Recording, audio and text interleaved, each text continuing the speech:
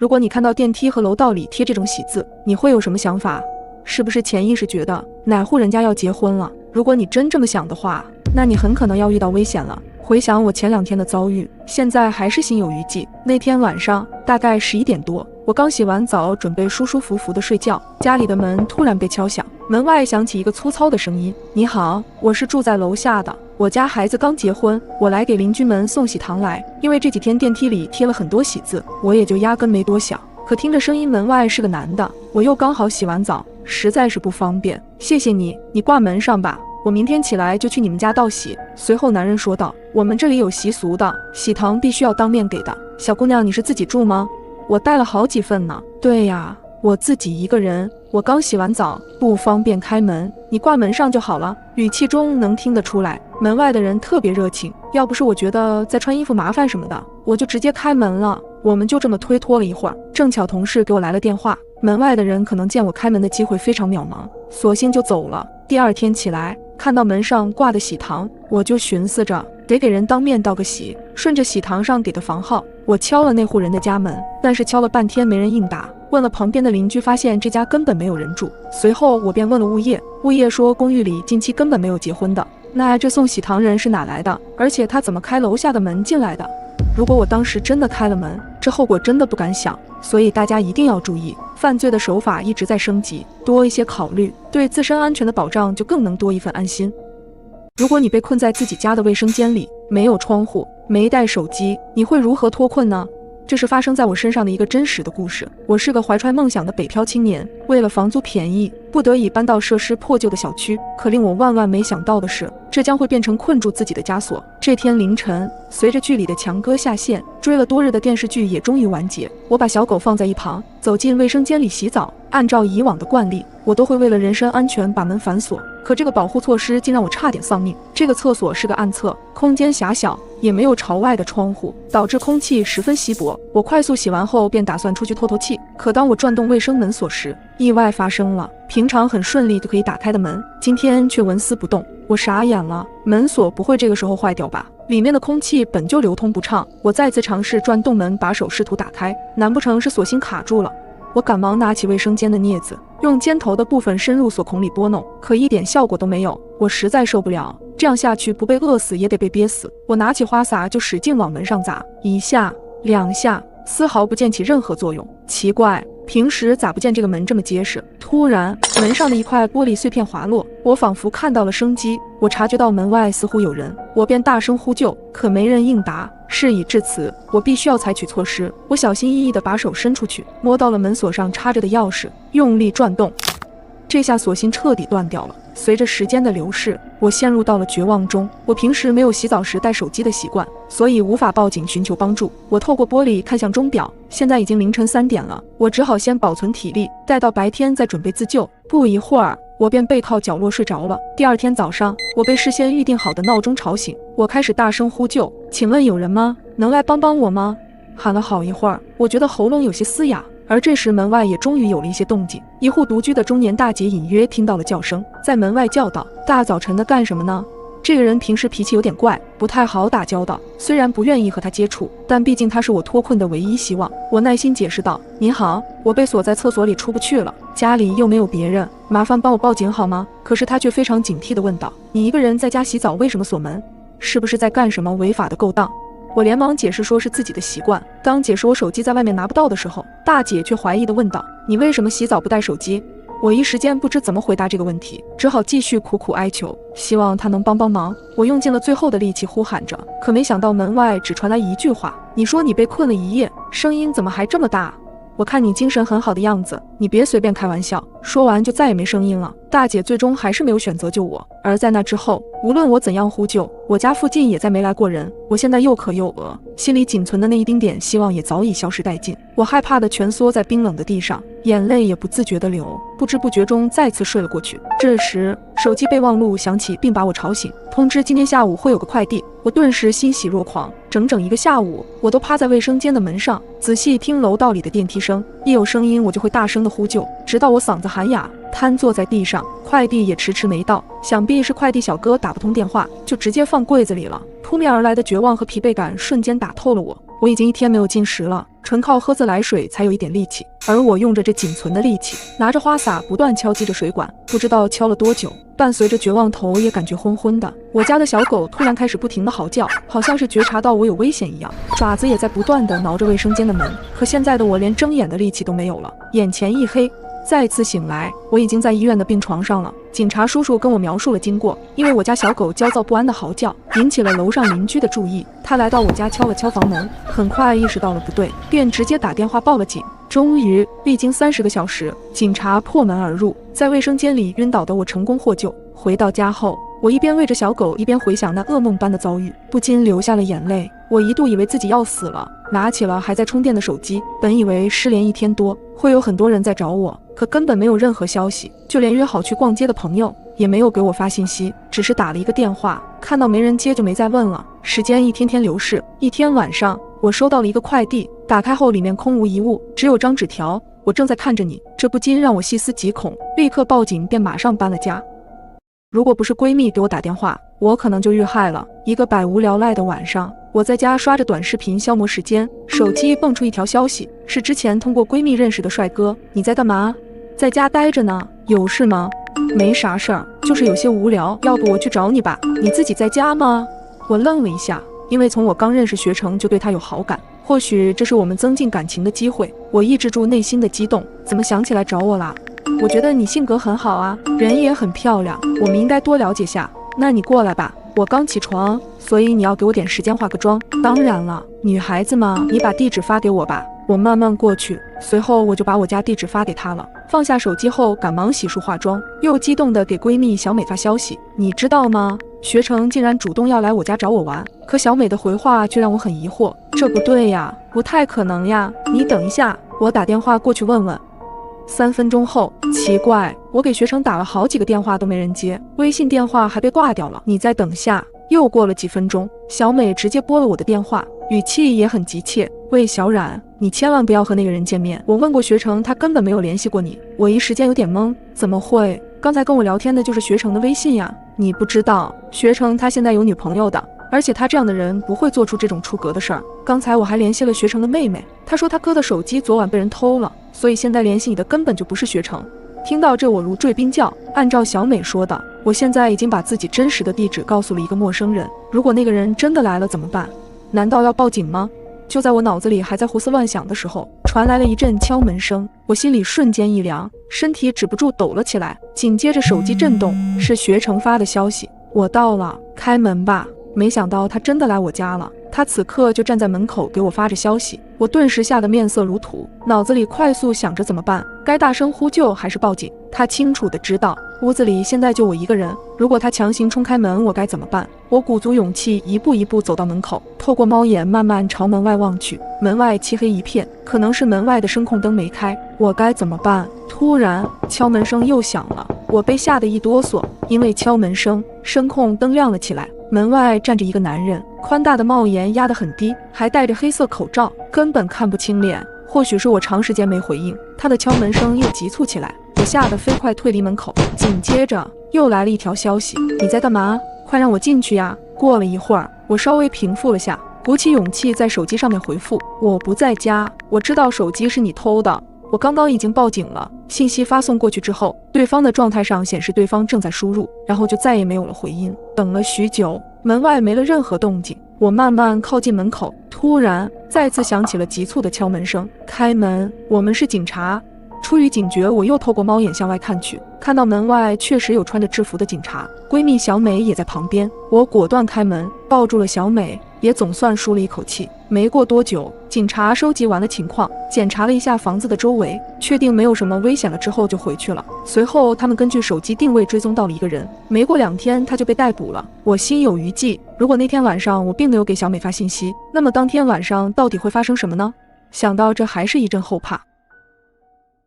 我再也不敢和别人合租了，因为我的室友就是变态。刚毕业的我，为了节省房租，选择了和别人合租。这是个相对老旧的3室1厅，我也是最后一个入住进来的。入住的第1天，我们3个人就凑在客厅一起吃个饭，相互认识一下。经过一番了解，小爱长期居住在这，梁哥也是前不久刚搬过来的。为了欢迎我这个新室友的到来，我们还喝起了啤酒。在酒过3巡之后，小爱明显有点喝多了，拉起我语重心长地说起来：乐乐，你刚搬进来，我得提醒你，平常洗好的内衣裤要尽量晾在自己的房间里啊。最近变态的人特别多，我都已经丢了好几件了。听着小爱的话，我注意到她的眼睛总是瞟着梁哥，好像在跟我暗示着什么。我也似懂非懂地应着小爱，可没过几天，我的内衣真的不见了。奇怪，哪里去了？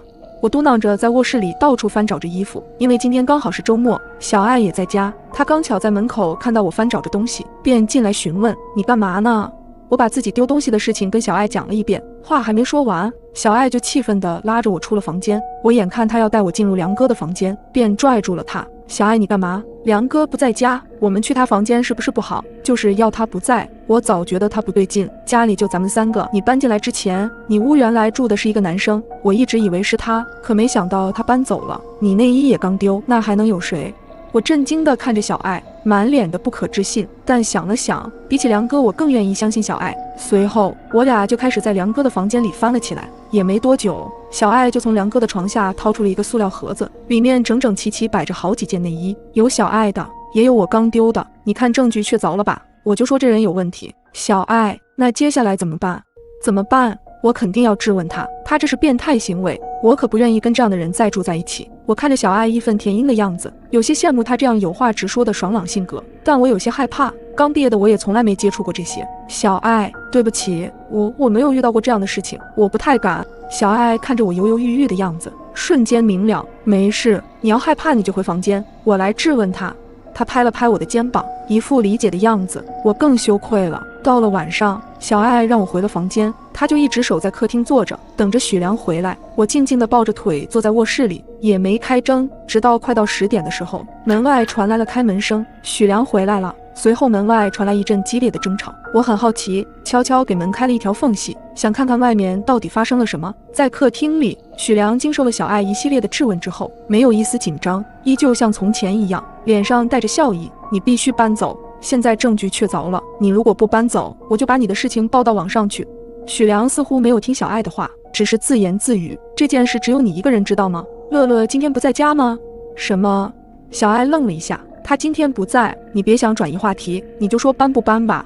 听到小爱的话，我不免有些感动，他哪怕知道我不愿意面对，却还是保护着我。正当我还在自我感动的时候，只听到许良轻笑了一声，随后什么都没说就走进了自己的卧室。没过几分钟，他就走了出来，同时他的手上还握着一根防身棍。记得以前许良还笑着对我俩说，如果有人来咱们家，我就拿着这根棍子砸下去，放心吧，有我在，你们都安全。而此时此刻，这根棍子直接就朝着小爱用力地挥了下去，边砸还边嘟囔着：傻姑娘，如果没人知道的话，我为什么要受你的威胁？我看着这个画面，瞬间瞪大了眼睛，眼泪不自觉地溢了出来。我死死捂住自己的嘴巴，一点都不敢出声。我悄悄地关紧了房门，轻手轻脚地锁了起来，顺着门边就坐在了地上。怎么办？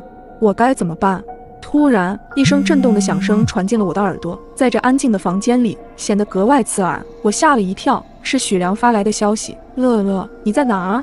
我听到脚步声逐渐靠近了我的房门，他一定是猜到我在家了。顾不得其他，我拿起手机赶紧报了警，哭着将整件事情告诉了警察，只希望在他破门之前，他们能赶到。一阵阵的砸门声传来，我害怕地躲进了床底下，死死地捏紧自己的手机，又打了个电话给警察：你们快来，他快进来了。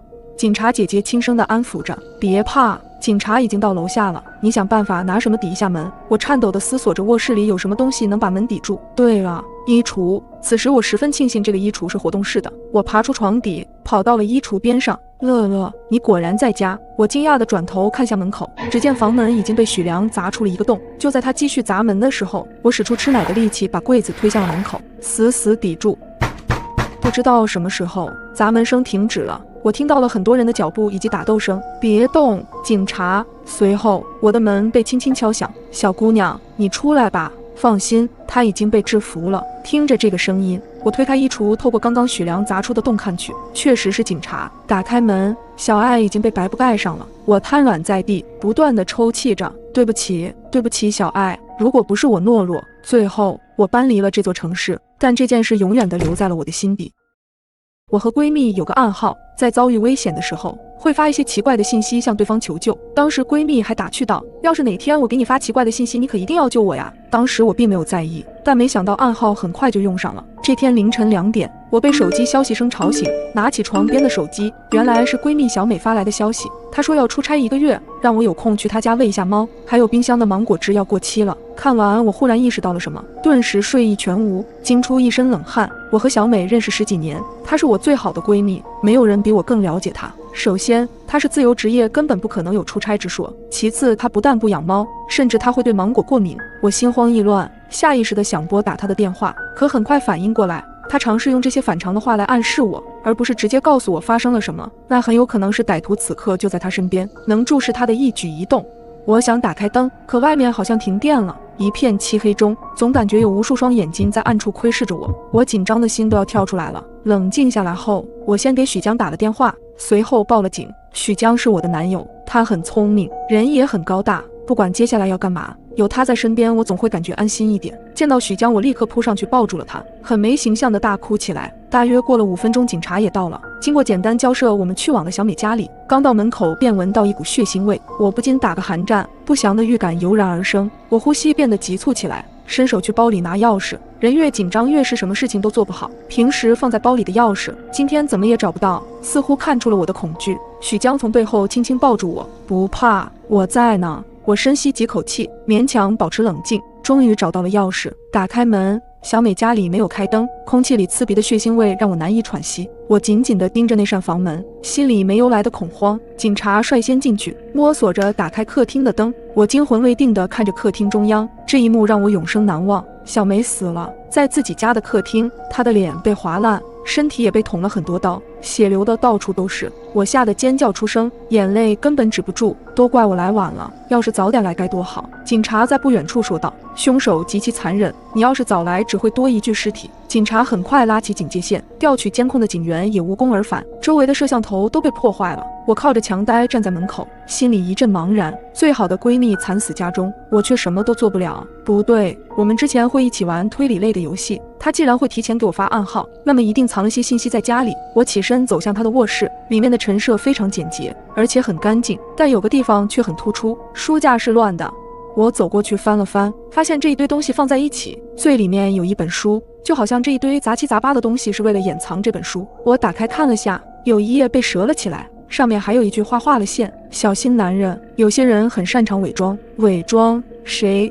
他能认识的男生是一些同事，但是我了解他，她是个妥妥的宅女，平常团建什么的根本不会参加，大部分时间都是和我在一起的。男人不会是许江吧？不可能，许江不会是这样的人。许江那么温柔，不可能做出这种事儿，一定是我想多了。我放下了书，出了卧室，看到了许江在等我。他担心我的精神状态，就带我去了他家。这不是我第一次来他家，上次还是我们3个在一起喝酒，现在却只有我和他了。他去厨房帮我倒水，我在沙发上根本坐不住，一停下来就会看到小美惨死的模样。我起身逛了逛，来到卧室里面，没想到他卧室装修的这么暗，隐约觉得有些阴森。突然卧室的书架吸引了我的注意，那上面有一整排的恐怖故事。明明他跟我在一起，连恐怖片都不看。我拿起一本犯罪心理书，翻了翻，发现这本书里面有很多笔记，好像是一些分析杀人手法的细节。我抬起头，突然发现这本书原来放的位置里面还有个隔板，这个木板和整个书柜的颜色不一样。我推上去后，在里面发现了个笔记本，第1页就有一个人物关系图，中间的女生是一个网红，我记得被报道出来时就是死亡的很蹊跷。接着几页都是一些类似的关系图，我翻着翻着，突然我的照片出现了。这一页和别的不同的是，离我最近的女生小美被划了个大叉，还有句用红笔写着的话，看了不该看的，不能留。我不敢相信这是真的，突然想起小美藏的消息，小心男人。难道小美不小心发现了他的计划，然后就被灭口了？我顿感脊背发凉，颤抖着拿出手机报了警。刚一挂，许江就端着蜂蜜水进来了。他看着我手上的笔记，你都看到了，那么你也不能留了。他猛地把手上的杯子捏碎，砰的一声，我吓得瑟瑟发抖，看着他扭曲的面孔，拿着玻璃片向我走来。他的眼里已没有往日的温柔，现在就像个野兽，眼中充满血丝。我害怕地求着他，别杀我，我是你女朋友啊！哈，求我！你们这些女人就只想着钱，为了钱什么都做，你们没有一个人瞧得起我，我要把你们女人杀了，都杀了！我没想到他已经疯到了这种程度，他直接抓起我的头发往墙上砸，剧烈的疼痛在脑部扩散，还没来得及站稳，他又拿起玻璃片划伤我的脸，一股血腥味蔓延开，恐惧感让我想起了小美死亡的样子。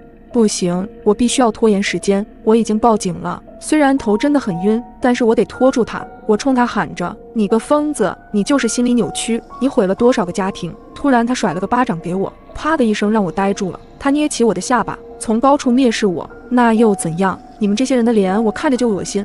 就在我视线都模糊了的时候，突然外面的门被踢开，警察来了。他们很快制服了许江。我靠在墙上，久久回不过来神。转眼过了好几天，我带着伤，拿着花去了小美的墓地，看着她的墓碑，心疼与不舍涌上心头，冰冷的泪不自觉流下，哽咽着：“对不起，是我看错人害了你，坏人已经被抓住了，正义虽迟但到。”直觉告诉我，家里肯定进来人了，因为我确定早晨走的时候马桶圈是放着的，但是现在它被人立了起来。我一直是独居，更是没有开马桶圈的习惯。惊慌之余，我赶忙给闺蜜小美打了电话，小声说道：“小美，我家里好像有人进来过。”我颤颤巍巍地跟她说了一番我的推论。小雨，你是不是最近压力太大了？我现在就来找你。小美胆子比我大很多，她很仗义地准备来陪我。我也有想过报警，可总不能因为家里的马桶盖被立了起来就报警吧？警察也不会相信的，除非有证据证明家里真的进了变态。没过多久，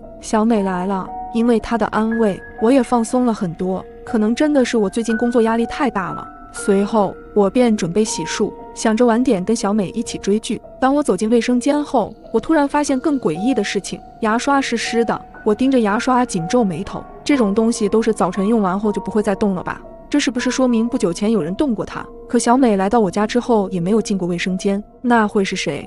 想到这里，我不禁打了个寒战，手里的牙刷也掉到了地上。小美听到动静走了过来：“小雨，你怎么了？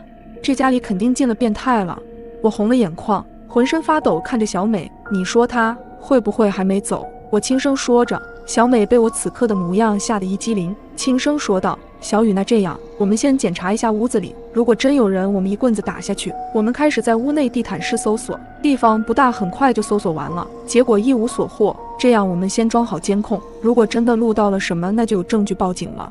于是隔天，小美就帮我在家安装了监控设备，要是真拍到了，就更可怕了。小美下意识看向我，意识到自己说错了话。听到小美的话，我更是不敢多想了。检查完监控没问题，便赶忙去上班。晚上因为下班的晚，回家时天已经黑了。小美因为被男友求婚，抱歉地跟我说她今天来不了，于是我只能硬着头皮自己回家。打开家门，我进屋后的第一件事就是查看房间内有没有被动过手脚，再接着便开始查看监控器的视频。看到从早上8点半安装好监控设备后，房间内就没进过人，所以我便开始一直的快进。当我要快进到自己下班前时，都没看到人，不由得开始怀疑是不是自己想的太多了。可就在这时，监控中有情况了，一个男人鬼鬼祟祟地走进我的家。进屋后，那男人就拿着我的东西开始一阵闻，之后还想翻看我的电脑。就是这时，我的开门声惊动了他，他匆忙地躲进了旁边的衣柜中。下一瞬间，房间内的灯亮了，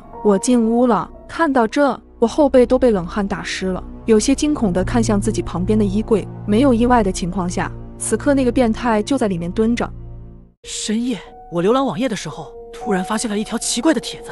我杀人了，但是不知道怎么处理尸体，现在该怎么办？出于好奇，我点了进去，贴主是匿名发布的。紧接着看到了下面一群吃瓜网友的回复：“你是不是电影看多了？贴主你真搞笑，你怕不是自己在做梦吧？”显然大家把这个帖子当作玩笑，这其中也包括我，抱着陪他玩玩的心情给他回复了：“先尽可能的把尸体切成小块，加油哦！”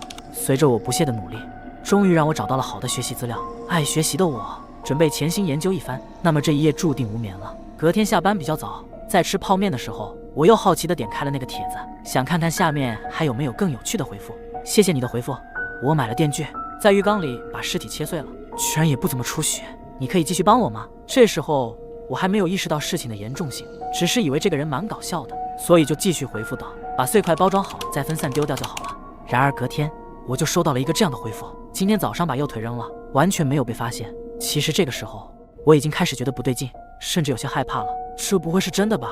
可其他的吧友还是觉得是贴主的恶作剧，都在嘲讽的回复。这样的结果就是逼得贴主做了回应。看来你们都不相信我，今晚我把证据放在庆春公园的地下通道里，请确认。但是有没有人敢去验证就是后话了。庆春公园，这不就是我家旁边的那个公园吗？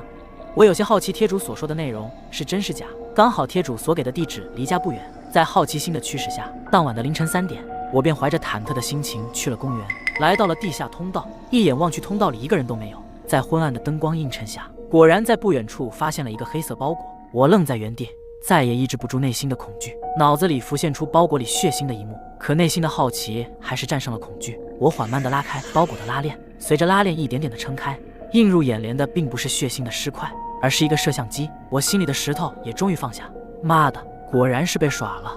随后我便开始观察着摄像机，发现红灯闪烁，这明显是开机状态，镜头也是在对着我。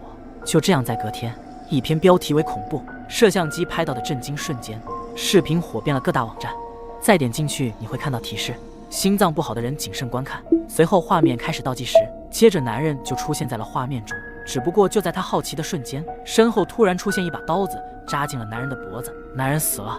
然后画面一转，一个标题为“我杀人了”，内容是不知道怎么处理的帖子，发到了网站上。当他发完问题，镜头缓缓上移，使得我们看清了这个发问题的人，他正是小雨，而要处理的尸体也正是藏在他衣柜里的变态。怎么办？住在对门的那个男人好像杀人了。周五晚上10点，打算早早睡觉的我再次去检查了一下防盗门是否有反锁。和往常一样，作为独居女性，我十分有安全意识。然而对门却并不受暴雨的影响，传来的吵闹声依旧明显。对门住着一家3口，是年轻小夫妻李建明和杨蕊以及他们4岁的儿子杨洋。小夫妻在小区不远处开了一家面馆，味道不错，我是他家的常客。我有时候周末不出门，点外卖也是点的他家，每次都是杨蕊给我送的餐。小男孩杨洋也在楼道碰见过几次，白白胖胖的，每次碰见都爱发给我奶糖，可爱得很。可最近总是从对门传出吵架声，还好声音不是很大，并没有太影响邻居们休息。久而久之，我习惯了对门小夫妻吵架这件事。我心里自嘲道：如果哪天不吵，都要怀疑是不是出事了。不过今天对门的吵架声比以往还要大声，我听见楼上的老太太已经忍不住出声指责李建明和杨蕊了。可是我今天实在是太困了，伴着吵闹声迷迷糊糊就睡着了。不知过了多久，一声尖叫吵醒了我。我茫然地坐起身，打开床头灯，没亮。我借着手机的亮光到了客厅，客厅的灯同样没亮。我正准备出门看看是不是跳闸了，外面传来砰的一声，重物落地的闷响声让我清醒不少。半夜独自一个人去楼道里，这可有点危险。脑海里警铃大作，我谨慎地靠近防盗门，小心翼翼地通过猫眼查看外面的情况。楼道没有亮灯，一片漆黑，什么都看不到。看来是整个小区都停电了。外面的暴雨还在继续，我的瞌睡又来了。见楼道里没有异状，正准备回去继续睡觉，这时天空中一道闪电劈过，一瞬间照亮了楼道。待看清楼道里场景的那一刻，我双手立马捂住了猫眼。我不敢相信我刚刚看见的那一幕。对门防盗门敞开，李建明正举着一把菜刀往下砍，杨蕊满身是血趴在地上。报警！对，马上报警！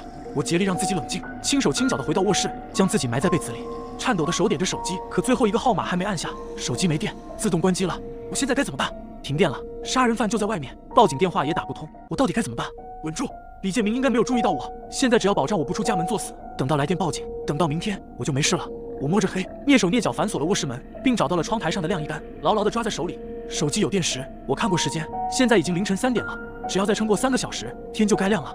砰砰砰！有人在撞击我家的防盗门，李建明发现我了，我立马从被窝里爬起来，躲进了衣柜，手里死死地抓着晾衣杆，盯着衣柜门不敢闪神，全身肌肉紧绷，手心里不停地冒汗。我现在有防盗门、卧室木门、衣柜门3层保障，李建明应该闯不进来。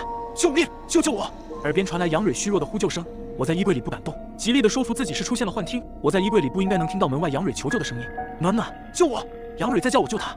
我猛地打开衣柜门，在迈脚的那刻，窗外又一道闪电劈过，这让我清醒了不少。杨蕊的声音消失，撞门的声音同样也消失了。我的眼泪彻底止不住了，死死憋着不敢发出哭泣声。对不起，对不起，我不敢出来救你，我救不了你。我爷爷是个变态，身为杀猪匠的他每次杀猪之前都喜欢饿他们3天，说是饿了之后再宰猪，下水会干净很多，也方便处理。这次同样也不例外，听家里大人说，饿了3天的猪都快把门板给啃碎了，爷爷这才准备动手。猪啃好了，就在边上嗷嗷叫，叫得让人心烦。爷爷却不急不慢地坐在小板凳上磨着刀，同时还给我说着杀猪的忌讳。第一季杀5指猪，正常猪都是4根脚趾，如果跟人一样有5根脚趾的，传说是人投胎转世来的，带着前世的记忆，只是不会说话。2是忌杀白头猪，白头猪又被称为丧猪，指的是头上长有一大片白毛的猪，看上去就像是人类披麻戴孝的样子。传言若是杀了白头猪，家中也必然会出现丧事。3是忌杀无尾猪，杀这样的猪会导致断子绝孙，无血脉后人。4是忌杀怀胎猪。说话的时候，养猪的人家已经开始催促，猪被抬出来的时候，我看得一清二楚，这猪头上就有一片白毛，尾巴也是在刚才挣扎的时候撞到墙断裂了，只剩下一块小指头宽的皮还连着。虽然猪蹄脏污不堪，但勉强还是能认得出来。它有5个脚趾，4条忌讳中了3条。